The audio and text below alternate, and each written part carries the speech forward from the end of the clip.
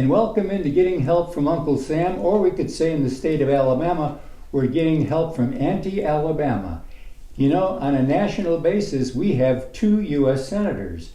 You may not know in the state of Alabama, we have 35 senators. I don't know why we need that many. We're going to find out. Senator Will Barfoot, you're the senator for District 25. That's right. Which encompasses all of Elmore. Most of Elmore. Most of Elmore, and then most part of East Montgomery, right, primarily, and then all of Crenshaw, right? That's correct. Yeah.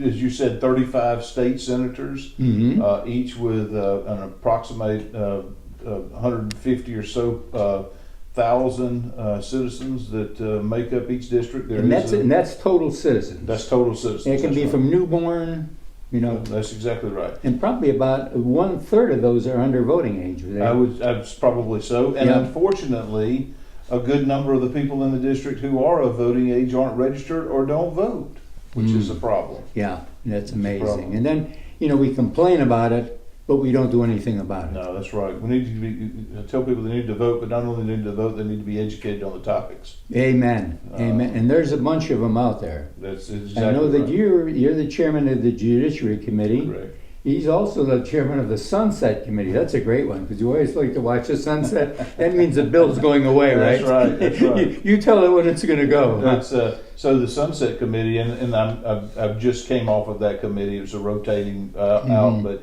did enjoy the time that I served as chairman on that committee.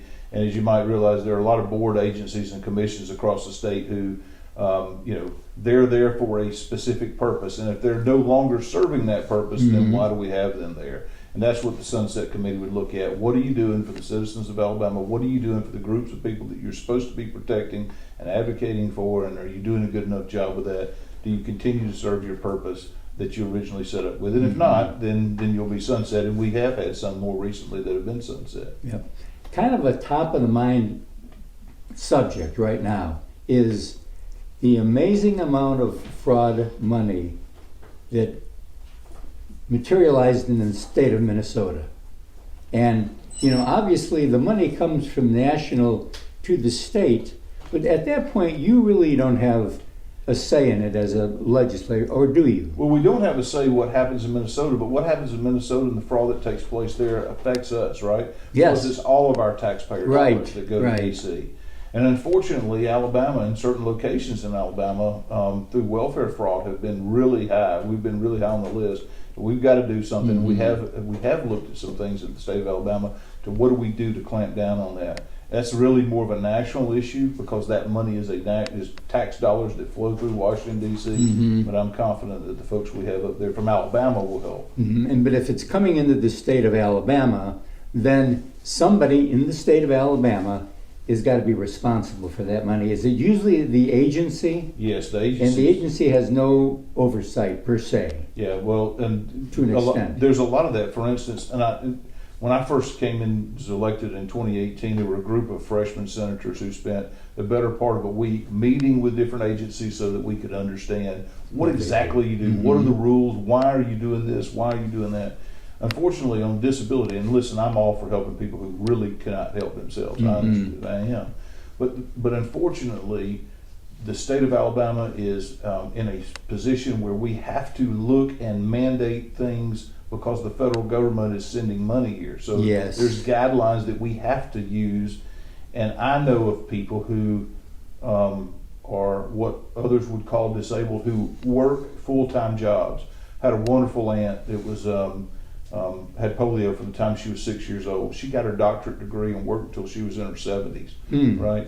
I know other people who are getting a disability check who they could contribute to society, but the rules at the federal level are set up so that it is more beneficial, they believe, for them to continue the path that they're down, not working and collecting that check. That's amazing. Yeah. But basically, obviously the governor is the chief executive officer for the state, and all those departments come under her, but some have her stamp where she can do something. And as you mentioned before, some it's totally a federal mandate. There's a lot of it, for instance, on the disability part of the equation. the federal government determines who's disabled and who isn't. Mhm. The state of Alabama doesn't have a say-so in that. That's a federal agency. And because if the federal government and that agency determines that an individual is disabled, then we're mandated under federal law to give a certain portion in the way of, and we actually do the very bare minimum, as opposed to some other states like California, who are just shoveling taxpayer dollars out as fast as they can. Yes, and of course, those departments, they may be state departments, but they come under the federal mandates. Federal regulations that they have to comply with. So that's the way they correct. have to do it. Right. That's good. Well, we have to make sure that we're doing things to be sure that our dollars are spent the right way. I know I've followed you in the times that you've been in the Senate, been very good steward Thank you. of doing what needs to be done. I'm going to get you to come back next week because we want to take a look under the tent and see what the new session's going to bring. It's an Awesome. early session this year. An early session. You don't get any January off, buddy. No, we get you, right to haven't, work. you haven't been off anyway. And just remember this, know who your senators and who your representatives are. This is Senator Will Barfoot, District 25. It's right in our viewing area. Go and talk to him or see him when they're not in session. Once they're in session, he's got business to do. But beforehand, he'll talk to you. And we'll be right back right after this.